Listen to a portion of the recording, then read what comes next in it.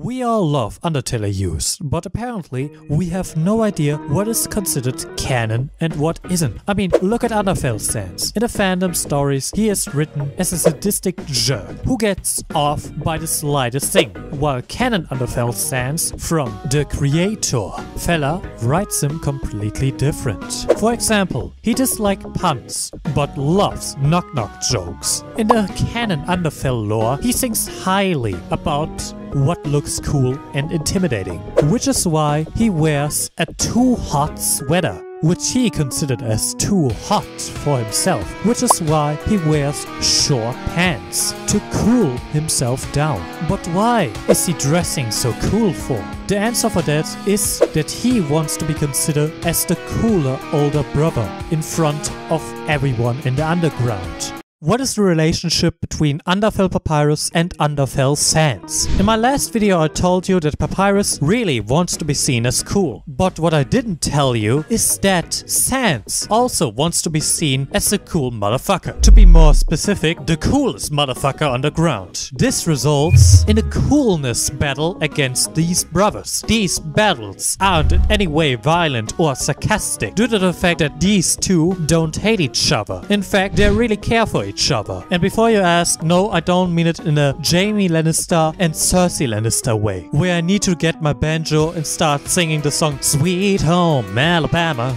But instead, all their disagreements end with a fine, whatever. And after that, they go their separate ways and doing their stuff. Fell Sans is the most powerful monster in the underground, since his magic is super strong and is based around emotional stress. And oh boy, has he a lot of stress. From being the old science lab assistant of a mentally unstable Dr. Gaster to being in an environment that follows the rule it's killed or be killed, and almost being killed by the king himself. You can believe that this skeleton has a lot of stress, but his power only showed himself when his brother got his left eye scarf. But more on that in the Sans origin video. But he can't control his powers, since his left eye always is in a glow state, and he doesn't know how to shut it down. But when Frisk is doing a betray run, where Flowey manipulates every monster into killing everyone, Sans steps up and decides to fight against Frisk. In this fight,